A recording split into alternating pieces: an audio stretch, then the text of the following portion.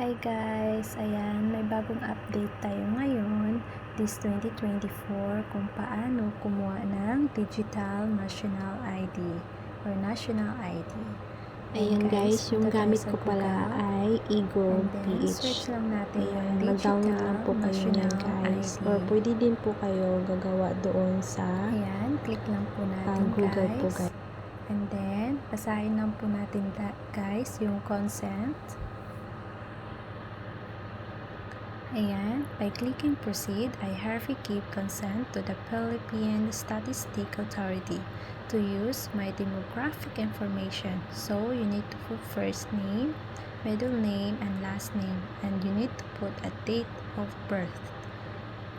Ayan. And then, click na po natin yung proceed. Ayan dyan guys, ilalagay po natin yung tamang complete name natin at saka yung date of birth.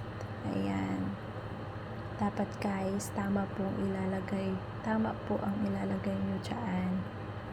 Bawal po magkamali kasi national ID na po siya. So, hindi na po siyang maulit if maigawa nyo na or ma-proceed nyo na po.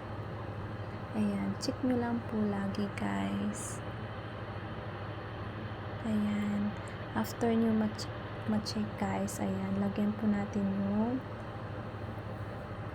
ayan, continue po natin guys. Ayan, naglo-loading po siya. Kailangan lang po natin hintayin. After that guys, ayan, take live selfie. So, you need to use your face to proceed. Ayan, to verification process. Ayan.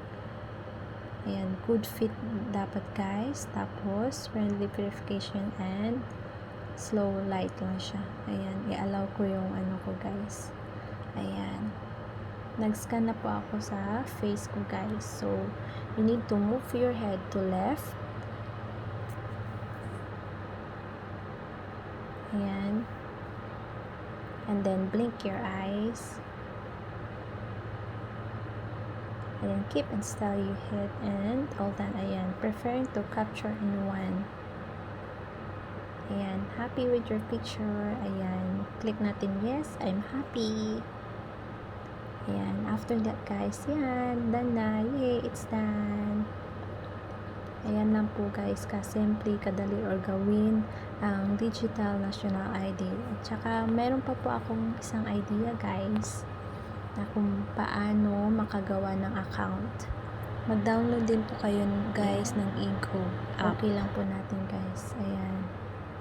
Ayan guys. Ayan. Yan na po yan guys. Ayan. Dito guys sa baba. Kasi kumuha ako dati ng national ID ko. So, I already have a national ID. So, nag-take ako ng bago ngayon ng picture. So, dati nilang gawa, ilalagay na po yan nila dyan. Ayan. After nyo magawa guys, screenshot nyo lang po guys at isave nyo sa phone nyo. Thanks for watching. Please like and subscribe to my YouTube channel guys. Ayan lang po maibigay ko sa inyo. Thank you. Bye-bye.